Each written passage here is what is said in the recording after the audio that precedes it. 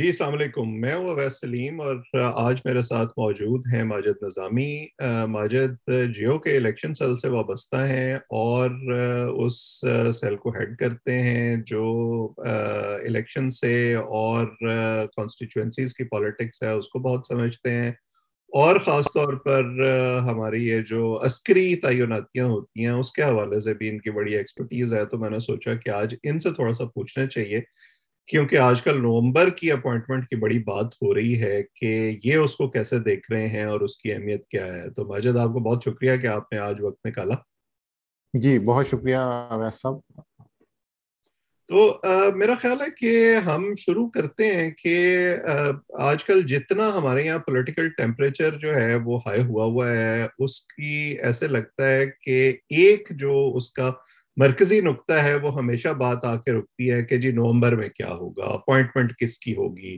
جب جنرل باجوہ کی مدت ملازمت جو کہ ایکسٹینڈڈ ملازمت ہے وہ ختم ہونے والی ہوگی تو ان کی جگہ کون آئے گا، اور وہ اپوائنٹمنٹ موجودہ حکومت کرے گی، عمران خان صاحب دوبارہ آ کے کریں گے۔ تو آپ پہلے، اس سے پہلے کہ ہم شخصیات کو ڈسکس کریں، پہلے تو آپ یہ بتائیں کہ آپ اس سچویشن کو دیکھتے کیسے ہیں؟ کیا یہ واقعی اتنا بڑا ایشو ہے؟ جی میرا یہ خیال ہے کہ عملی طور پہ اگر ہم اس کا جائزہ لیں، ایک تو ہے اصولی طور پہ جائزہ لینا، وہ اصولی طور پہ جائزہ بڑا مختلف ہے، لیکن اگر ہم عملی طور پہ جائزہ لیں تو یہ بات درست ہے کہ اس تعیناتی کو بہت اہمیت دی جا رہی ہے، اور ملکی حالات میں اس تعیناتی کا اہم کردار ہوتا ہے، کیونکہ کسی بھی آنے والے آرمی چیف کی پالیسیز سیاسی حکومت کے حوالے سے اصولاً تو نہیں ہوتی، نہ ہونی چاہیے، لیکن عملی طور پہ صورتحال ذرا مختلف ہوتی ہے۔ تو اس لیے ہر سیاسی جماعت یہ کوشش کرتی ہے کہ وہ اس معاملے میں کوئی ایسا فیصلہ کرے جو ان کے لیے بہتر ثابت ہو سکے، لیکن میری اس میں ایک مختلف رائے ہے، وہ یہ ہے کہ سیاسی جماعتوں کو اب شاید اس پہ ایک نظر ثانی کی ضرورت ہے۔ وہ اس لیے کہ یہ سوچنا کہ گڈ جرنل، بیڈ جرنل، ہمارا جرنل، تمہارا جرنل، میرا خیال ہے کہ اب اس مخمصے سے اور اس غلط فہمی سے باہر آ جانا چاہیے، کیونکہ جو بھی جنرل آتا ہے یا جو اس ریس میں موجود ہوتا ہے اس کے اپنے معاملات ہوتے ہیں، اور وہ انہی معاملات کے حوالے سے اپنی پالیسیز بناتا ہے۔ اس لیے یہ سوچنا سمجھنا کہ میں ایک کو لے کے آؤں گا تو وہ میرے لیے فائدہ مند ثابت ہوگا، دوسرے کو لے کے آؤں گا تو نقصان دہ ثابت ہوگا، ایک سیاسی جماعت کے لیے ایک جنرل بہتر ہوگا، دوسری سیاسی جماعت کے لیے دوسرا بہتر ہوگا، تو میرا یہ خیال ہے کہ اب یہ جو غلط فہمی ہے اسے دور ہونا چاہیے۔ اور یہ غلط فہمی جو میرا خیال ہے کہ اگر عمران خان صاحب کی دور ہو گئی ہے تو باقی جماعتوں کو تو اس حوالے سے کوئی ابہام ویسے ہی باقی نہیں ہے۔ اور میرا خیال ہے کہ جو عوام ہے ان میں بھی جب لوگ یہ سوال کرتے تھے کہ آخر کسی ایک جماعت کا یا کسی ایک سیاستدان کا ہی فوج کے ساتھ ہمیشہ جھگڑا کیوں ہوتا ہے یا اختلافات کیوں پیدا ہوتے ہیں، ان کو بھی شاید تھوڑی سی کلیئرٹی ملی ہوگی کہ مسائل کچھ اس سے بڑھ کے ہیں، جو شخصی اختلاف ہے جس طرح ہم اس کو دیکھتے ہیں۔ تو آپ نے کہا کہ یہ غلط فہمی اب دور ہونی چاہیے۔ کیا آپ کے خیال میں اس کا ایک حل یہ ہو سکتا ہے کہ جیسے سپریم کورٹ میں یہ اب فیصلہ ہو گیا ہے کہ جو بھی سینئر موسٹ جج ہوگا وہ چیف جسٹس بن جائے گا، اور اس کے پیچھے جیسے جیسے قطار میں لوگ آتے جائیں گے وہ اپنے اپنے وقت پر چیف جسٹس بنتے جائیں گے؟ کیا اس طرح کی کوئی لیجسلیشن آپ کے خیال میں اب ہو جانی چاہیے؟ میرا یہ خیال ہے کہ یہ یہاں پہ اس طرح کو اصول اپلائی کرنا اس لیے بھی مختلف ہوگا کیونکہ یہاں سے ادارے کی سپورٹ ملنا اس معاملے میں ذرا مشکل نظر آتا ہے۔ اس کی وجہ یہ کہ یہ جو ایک کمبینیشن ہے قابلیت اور سینیورٹی کا، میرا خیال ہے کہ اس کی وجہ سے اس پورے ایشو کے اندر ایک کرسپ رہتا ہے اور اس کی خبریت بنی رہتی ہے کہ اگر تو صرف سینیورٹی کا معاملہ ہو اور قابلیت اور دوسری چیزوں کو نہ دیکھا جائے تو پھر تو یہ ساری چیز طے ہو جائے گی، جو کہ بہت مشکل ہے۔ لیکن اس کے اندر یہ جو قابلیت جمع سینیورٹی کو دیکھا جاتا ہے تو ان دونوں چیزوں کو ملا کے تو پھر یہ ایک سسپینس برقرار رہتا ہے، اور میرا خیال ہے کہ سپریم کورٹ کا ایک اپنا مقام ہے، لیکن جو عملی طور پہ آرمی کا رول ہے وہ اس سے کہیں زیادہ ہے، تو اس لیے وہاں پہ اس طرح کا کوئی کتابی فارمولا نافذ کرنا خاصا مشکل ہوگا۔ تو عمران خان صاحب کو جس طرح کی سپورٹ ملی اسٹیبلشمنٹ سے الیکشن سے پہلے اور الیکشن کے بعد، اس کے دو اہم کردار تھے. ایک تو آف کورس جنرل باجوہ جو آرمی کو ہیڈ کر رہے تھے، دوسرے جنرل فیض جو آئی ایس آئی کے چیف تھے. اب آپ کو لگتا ہے کہ جو مسائل اس وقت ہم دیکھ رہے ہیں اس کی ایک وجہ یہ بھی ہو سکتی ہے کہ ادارے کے اندر جس طرح کی ایک یونٹی آف کمانڈ ہے، اور اگر وہاں پر آپ کوئی اس طرح کا تاثر دینے کی کوشش کریں کہ آپ کسی ایک جرنیل کو پریفر کر رہے ہیں آرمی چیف کے اوپر، اور آپ اس کے لیے ایک بساط بچھا رہے ہیں کہ وہ آئندہ جا کے سپہ سالار بنے گا، اس کی وجہ سے بھی مسائل پیدا ہوئے؟ دیکھیے یہ بڑی ایک انٹرسٹنگ سچویشن ہے، اور اس حوالے سے جو صورتحال ہے وہ تھوڑی سی مختلف ہے. مختلف اس طرح سے ہے کہ یہاں پہ ہم مثال کے طور پہ ادارے کا نام لیتے ہیں اور ساتھ پروجیکٹ کا نام لیتے ہیں تاکہ صورتحال سمجھ آ جائے. ادارہ جب بھی کوئی پروجیکٹ شروع کرتا ہے تو ایک بات یہ طے ہوتی ہے کہ اس پروجیکٹ سے جذباتی وابستگی نہیں رکھی جائے گی. جب ادارہ چاہے گا پروجیکٹ بند کر دیا جائے گا. میرا یہ خیال ہے کہ تاریخ میں ادارے کی کامیابی کی ایک وجہ یہ بھی ہے کہ وہ جب پروجیکٹ بند کرنا چاہتے ہیں وہ کر دیتے ہیں. یہاں پہ غلطی یہ ہوئی کچھ لوگوں سے، وہ یہ سمجھ بیٹھے کہ شاید یہ پروجیکٹ کافی دیر چلے گا یا تا حیات چلے گا یا 10 سال چلے گا. یہ غلطی اب میرا خیال ہے کہ دونوں اطراف کو بھاری پڑ رہی ہے. پروجیکٹ کو جب بند کرنے کا فیصلہ کیا گیا تو اس وقت ادارہ یہ اتھارٹی رکھتا ہے کہ وہ پروجیکٹ بند کر سکے. میں آپ کو ایک چھوٹی سی مثال دیتا ہوں 9/11 کی. 9/11 کے بعد ایک پراپر سپلٹ دیکھنے میں آیا پاک فوج کے اندر کہ کیا ہمیں اس جنگ میں جانا چاہیے، یہ جنگ کیسی ہے، مسلم ہے غیر مسلم ہے، جو بھی ہے وہ ہمارے سامنے ساری چیزیں ہیں. لیکن ادارے نے یہ فیصلہ کر لیا تھا کہ اب یہ جہادی پروجیکٹ ختم ہو چکا ہے، اس کو لے کے ہم اگلے 2 4 5 سال میں نہیں چل سکتے.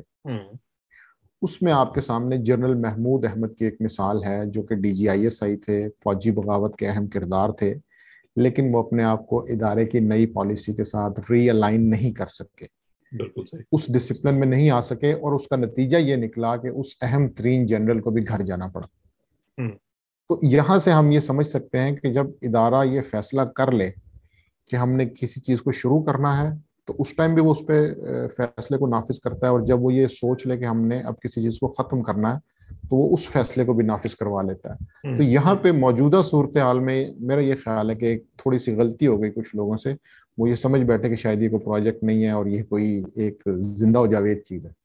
بڑی انٹرسٹنگ انالوجی آپ نے استعمال کی ہے. تو اب ہم پھر نومبر کی طرف آ جاتے ہیں. اب آپ کو کیا لگ رہا ہے کہ ان لوگوں سے جن سے یہ غلطی ہوئی اسیسمنٹ کی، ان کو اس کے کانسیکوینسز بھگتنے پڑ سکتے ہیں نومبر میں؟ جی یہ اس میں بڑا انٹرسٹنگ ہے، اور ابھی سننے میں یہی آ رہا ہے کہ یہ چیز کنوے کی جا رہی ہے کہ آپ اس لائن آف ایکشن میں یا ڈسپلن میں واپس آ جائیں، اور اسی چیز کا ٹائم دیا جا رہا ہے. کیونکہ آپ کو شاید اس میں آپ یہ جانتے ہیں کہ وہاں پر فیصلہ سازی اتنی جلدی اور اتنی سخت نہیں ہوتی. اس میں ماضی میں آپ کو ایک مثال دینا چاہوں گا لیفٹیننٹ جنرل رضوان اختر کی، جو کہ DGISI تھے. انہوں نے میاں نواز شریف کے ساتھ کام کیا. بہرحال اس کے بعد انہیں مختلف وجوہات کی بنا پہ جنرل باجوہ نے NDO پوسٹ کر دیا، لیکن وہ NDO میں نہیں چل پائے. اس کی وجوہات ہو سکتی ہیں، غیر سیاسی بھی ہو سکتی ہیں، سیاسی بھی ہو سکتی ہیں. اس کو ذرا ہم تھوڑا سا بچتے بچاتے ہوئے چلتے ہیں. تو لیکن نتیجہ یہ ہوا کہ انہیں NDO سوٹ نہیں کیا اور وہاں سے انہیں گھر جانا پڑا. یہ ادارے کے اندر ایک سوچ پائی جاتی ہے کہ چونکہ جن لوگوں نے بڑا کلوزلی کام کیا ہے ان کو یہ موقع دینا چاہیے کہ وہ کسی پالیسی سے اگر انہیں اختلاف ہے تو وہ اس پالیسی کے حوالے سے اپنے آپ کو ری تھنک کرنے کے بعد اس ڈسپلن میں آ سکیں. اس لیے یہ ایک سلو پروسیس ہوتا ہے اور اس میں زیادہ سختی بھی نہیں کی جاتی. اس لیے ابھی یہ دیکھنا ہے کہ کیا وہ نام ادارے کے اس ڈسپلن میں واپس آ جائیں گے تو وہ اسی طرح ریلیونٹ رہیں گے. لیکن اگر وہ نہیں آئیں گے تو پھر اس میں 2-3 جو پوسٹس ہوتی ہیں، جس طرح نیشنل ڈیزاسٹر مینجمنٹ اتھارٹی ہے، واہ کینٹ کی جو پاکستان آرڈیننس فیکٹری ہے، یا NDO ہے، اس طرح کی جو پوسٹنگز ہوتی ہیں کہ جہاں پہ لیفٹیننٹ جنرلز ہوتے تو ہیں لیکن وہ کور کمانڈ کانفرنس میں نہیں آ سکتے کیونکہ ان کا ایک عہدہ مختلف ہوتا ہے. तो وہ پھر اس طرح کی آپشنز بھی موجود ہوتی ہیں. وہ پھر باقاعدہ اس حیثیت میں پہنچ جاتے ہیں جو لفظ آصف زرداری صاحب نے استعمال کیا تھا، ہم یہاں پہ استعمال نہیں کرتے.